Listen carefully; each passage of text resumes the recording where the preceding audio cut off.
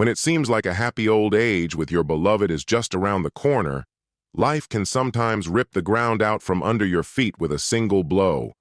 More than 30 years of love, struggle, and loyalty. And then, a phone call that makes your heart stop beating the way it used to.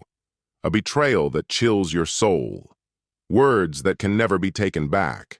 Mistakes, carefully disguised as accidents, turn out to be deliberate acts of treachery.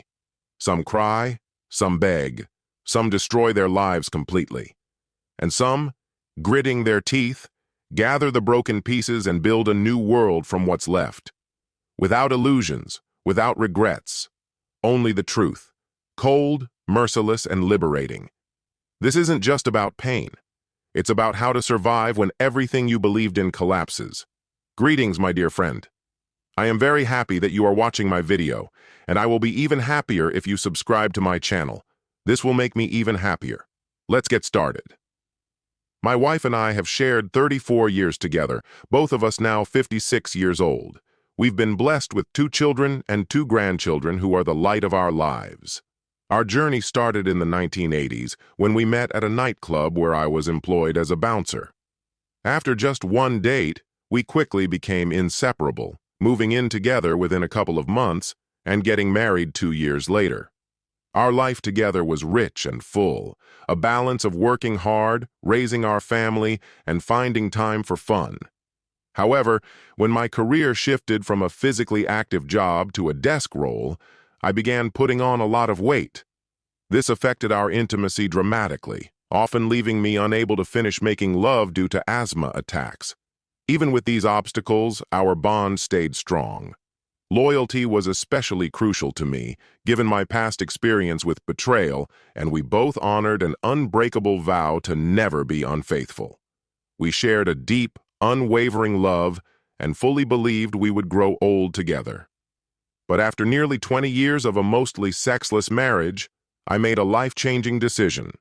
Over 2 years, I shed 80 kilograms, 176 pounds, and underwent surgery to remove the leftover skin. Some might call it vanity, but my reasons were deeply personal.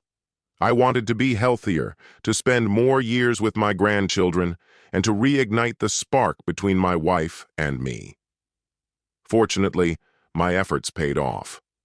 Over the past 2 years, our physical connection was rekindled with a passion we hadn't experienced in decades. We were making love 3 to 4 times a week, and my wife seemed genuinely happy during our moments together. I trusted her body language. It reassured me that our love was still very real. It felt like everything was finally in its rightful place. 2 soulmates ready to embrace the future, hand in hand. She continued to tell me she loved me, and I returned that love wholeheartedly. Throughout our 33-year marriage, I never once doubted her loyalty, until recently. That trust remained intact even when she took a trip interstate with her 2 sisters. I had zero suspicions because for us, cheating was a line we vowed never to cross. Honesty and openness were the cornerstones of our relationship. We even shared our locations via apps, but it was never about mistrust, just reassurance. Our phones were wide open to each other. Nothing was hidden, whether texts, emails, or calls. Even as I grew slimmer and began to attract glances from other women, I stayed devoted. My wife sometimes confessed feeling insecure about the changes in her body, but to me, she was always beautiful, and I made sure she knew it every day. Our renewed physical relationship was something precious, and if I regretted anything, it was not making my health a priority sooner. But just a few days ago, everything came crashing down. As I was leaving work, I received a call from my wife. She sounded shaken and asked if my sister-in-law had been in touch with me. Confused, I said no and asked what was going on, unaware that my world was about to implode. Through tears and broken sobs, she confessed to being unfaithful.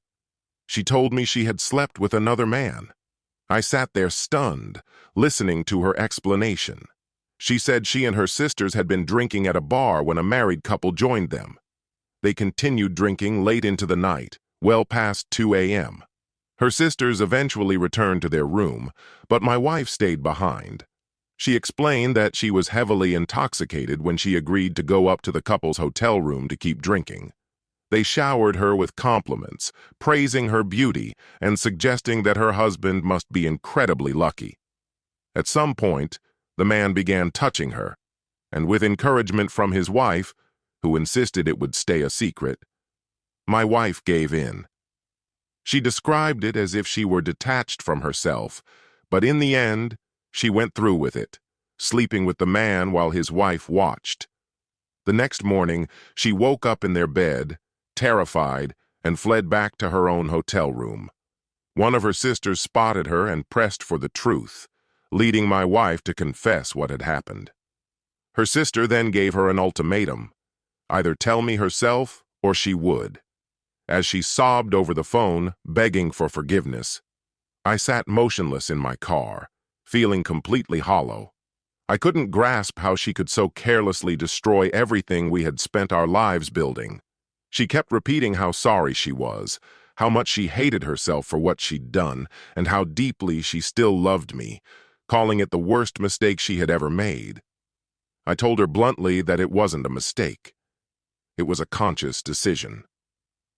I hung up the call, turned off my phone, and returned home to sit in the deafening silence, trying to comprehend the wreckage. I mourned not just the woman I thought I knew, but also the future we had dreamed about and the lasting damage this would inflict on our family. Everything felt shattered beyond repair. For 2 days, I isolated myself, swallowed by grief.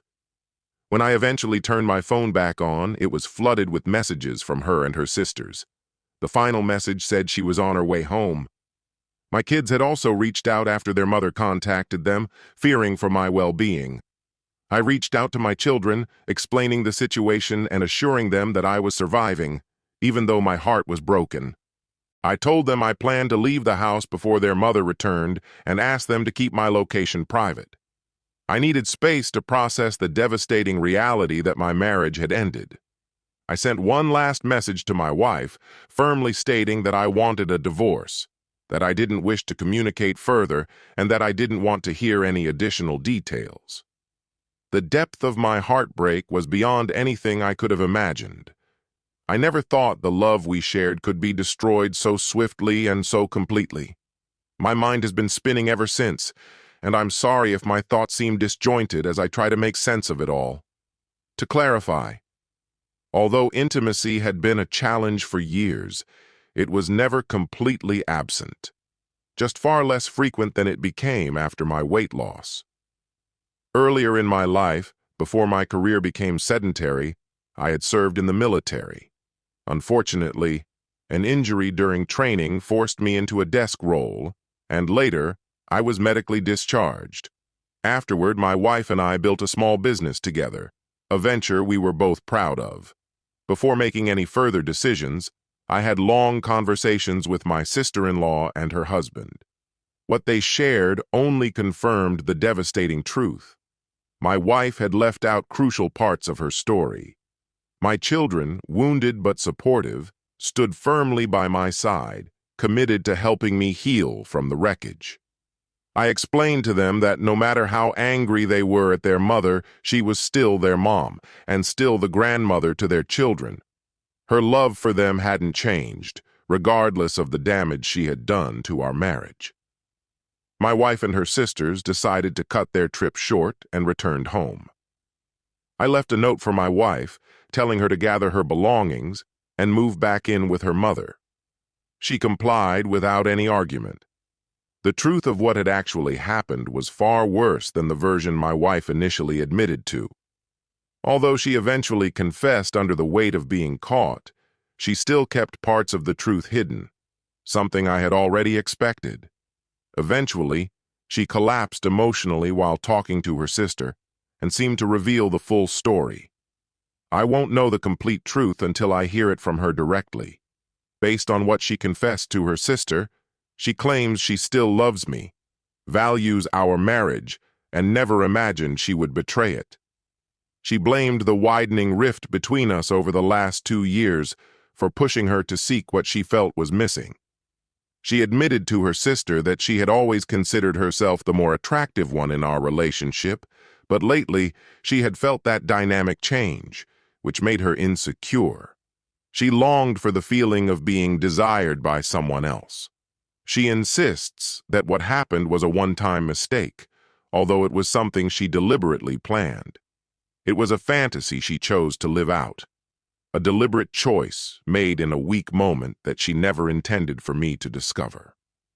What her sisters didn't know was that the couple she met with weren't complete strangers. They were customers from another city. While I had never met them myself, my wife had often spoken with them over the phone. She originally arranged to meet them for drinks, but her sisters decided to tag along. To avoid suspicion, they pretended not to know one another until the sisters eventually left. Though she had been drinking, she wasn't so intoxicated that she didn't understand her actions. In reality, the entire meeting had been arranged before the trip even started.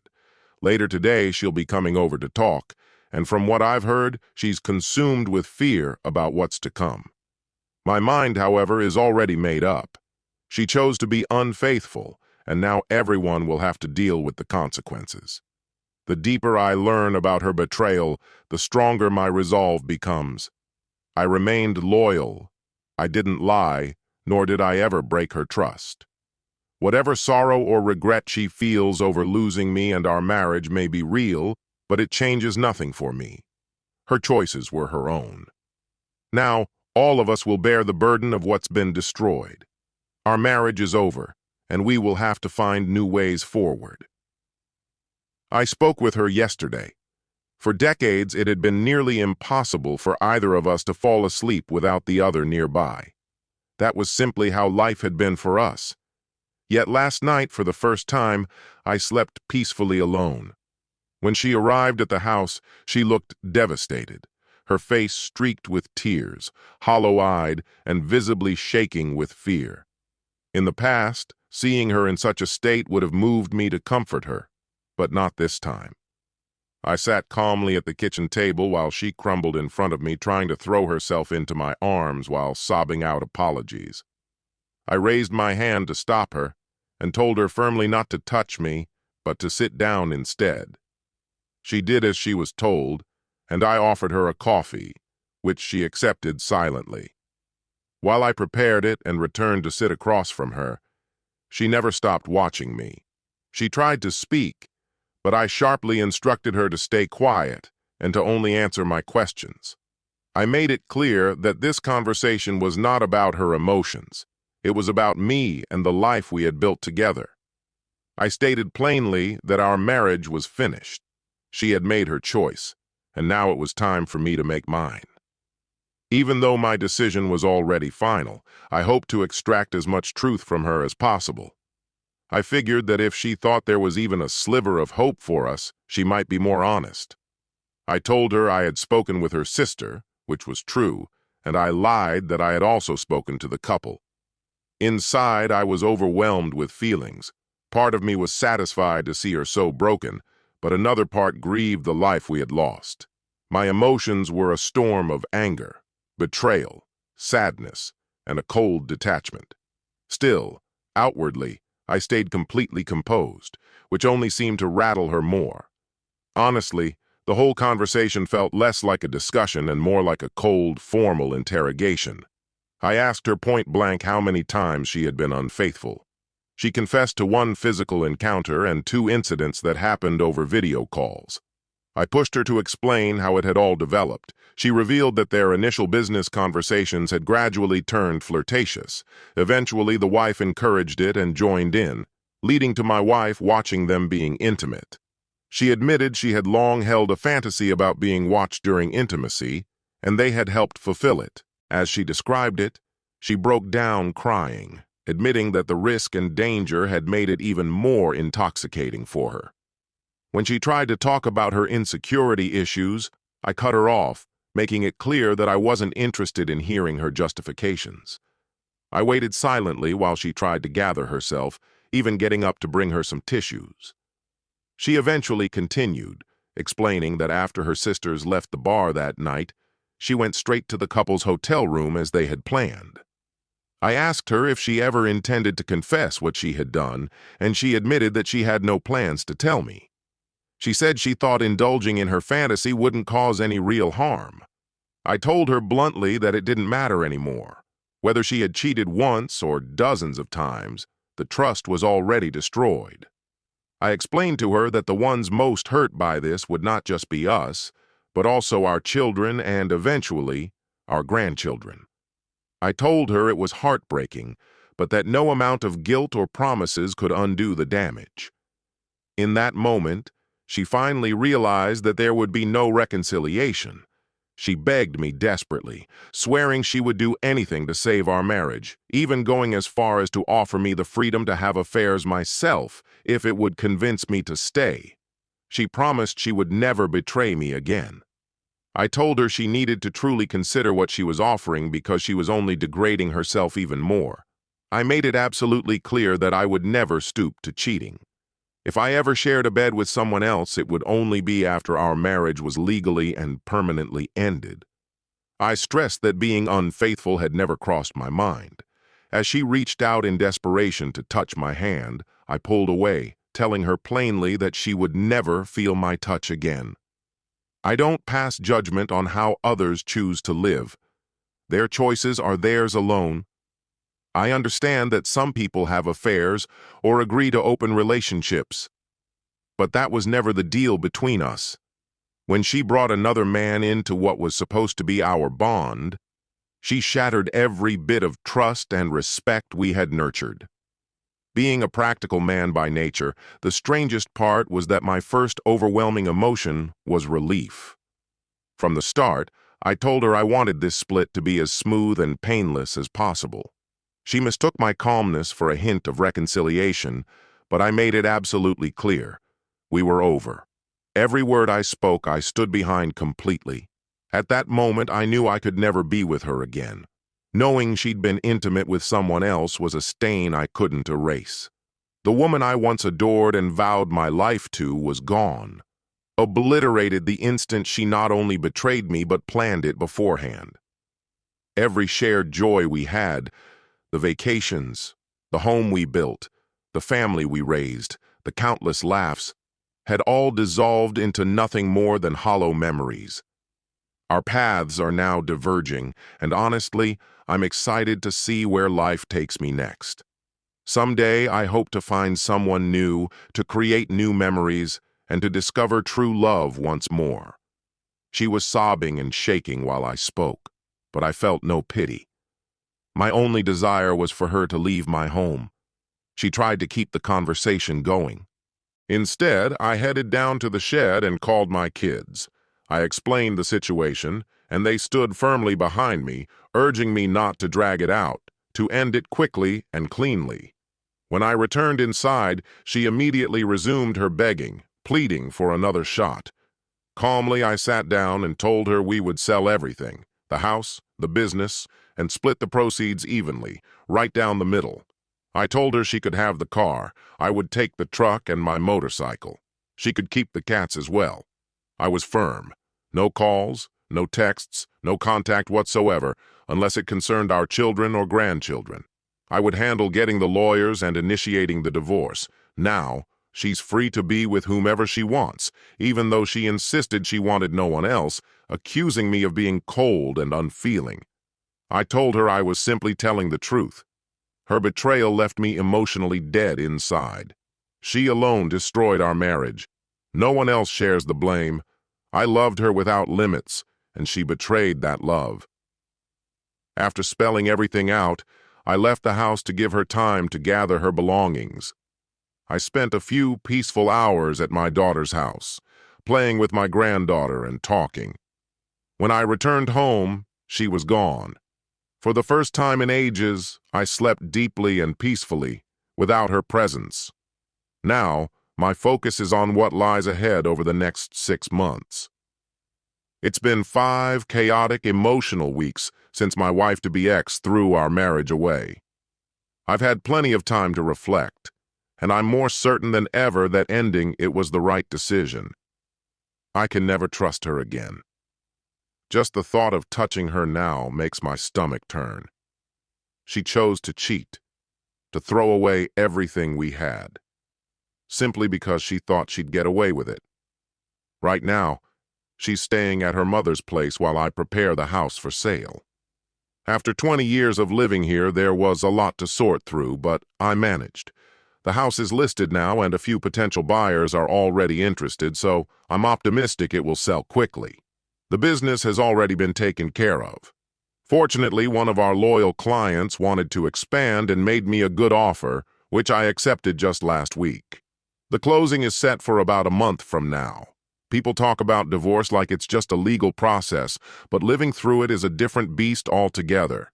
Here, you must be legally separated for 12 months and 1 day before you can even file for divorce.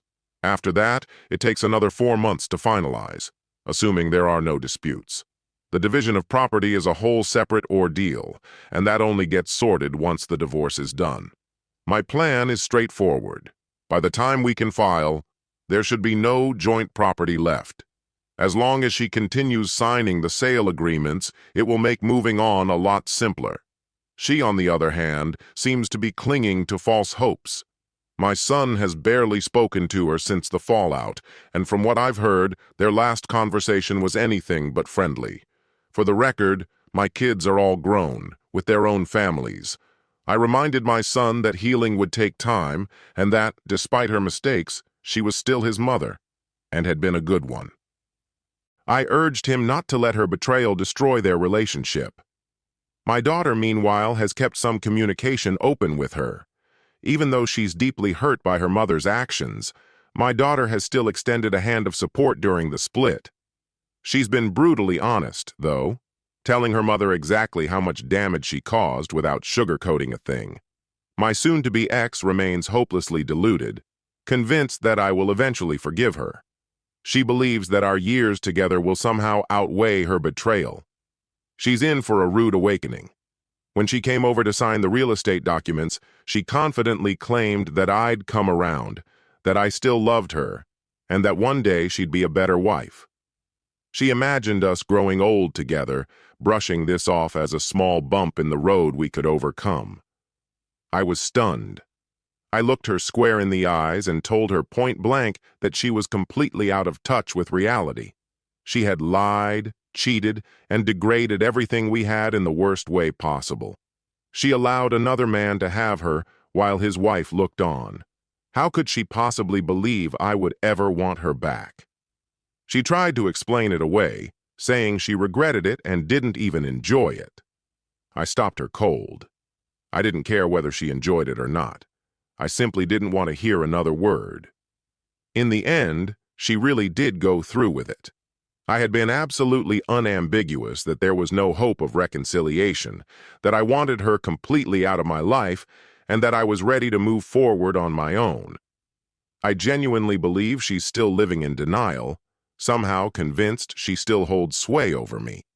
She forfeited any right to the trust she repeatedly shattered while pretending we had a solid marriage. This entire disaster is on her, and she knew exactly what she was risking when she made her decisions. There's no way she could have honestly thought otherwise. What's almost amusing is how much attention I've been getting from women lately. I'm not searching for anything serious at the moment, but it's reassuring to know that when I am, there won't be any shortage of possibilities. Meanwhile, my soon-to-be ex-wife has been throwing tantrums just because a few mutual acquaintances have been stopping by to drop off dinner or share some company. She even had the audacity to tell me she's fine with me getting it out of my system because she expects to be waiting for me once I'm done. I mean, honestly, how deluded can someone be? The only thing I'm trying to purge from my life is her. I'm still working through a flood of emotions: anger, bitterness, disappointment, sadness, and the searing pain of betrayal. But I know who I am. I'm strong, and I know how to face my hurt and emerge stronger. Right now, my top priority is severing the last financial ties between us and moving on. It's been 3 months since everything exploded, and I've made incredible strides. The house has been sold, the business is gone, and we're legally separated, just counting down the days until the divorce is finalized. I've already cut nearly every bond that once held us together and started laying the foundation for my new life. If you had asked me not long ago, I never would have pictured my life like this. Just a few months back, I thought I had it all. A devoted wife, a booming business I had built from scratch, a close-knit circle of family and friends, and a beautiful home. I genuinely believed we would grow old together. But she destroyed everything with her deceit, her disloyalty, and her reckless choices. Of course, like any couple, we faced challenges, but loyalty was the one thing we thought we could always rely on. The moment her lies came to light, my world came crashing down. It was devastating to lose everything we had worked for, and I wrestled with how she could so easily throw it all away. My life veered onto a path I never chose, all because of her betrayal. Luckily, I've always been someone grounded by practicality and strong family ties, and those values have been my anchor through this upheaval. I made a conscious choice not to wallow in self-pity or label myself a victim. That mentality only drags you down. After selling the house and the business and fairly splitting the proceeds, I bought 2 smaller properties near where my grandchildren live. Both my son and daughter have settled down in different states with their families, and I wanted to stay close enough to visit them often while still maintaining my own independence. I've taken on a part-time role with a former business rival, which leaves me with plenty of free time to enjoy the simple pleasures of life. After a few weeks of much-needed rest, I dusted off my bicycle and started riding again. No pressure, no schedules, just coffee breaks and little adventures. Most evenings find me at a local pub or two, enjoying a couple of drinks before heading out for another ride the next day. Surprisingly, the dating scene has felt far more relaxed than I expected, and honestly, it's been refreshing. Recently, I've met a few women with no expectations, just some easy, lighthearted fun and genuine companionship. It's been liberating, and I feel far better than I thought I would. Some friends have suggested confronting the people involved in my ex-wife's affair, but I truly don't see the point. Her betrayal was her choice alone, and those others simply don't matter to me anymore. In my view, the best form of revenge is absolute indifference, pouring all my energy into my own healing and happiness. Of course, the painful memories still surface from time to time, but life marches forward, and my focus remains firmly on rebuilding myself. Meanwhile, my soon-to-be ex clings to her fantasy that once the dust settles, I'll return. I have been brutally clear. There will be no reunion, no forgiveness.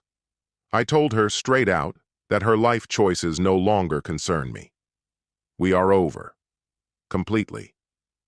Not long ago, my daughter mentioned that her mother has been overwhelmed with shame and regret, hoping that remorse might soften my stance.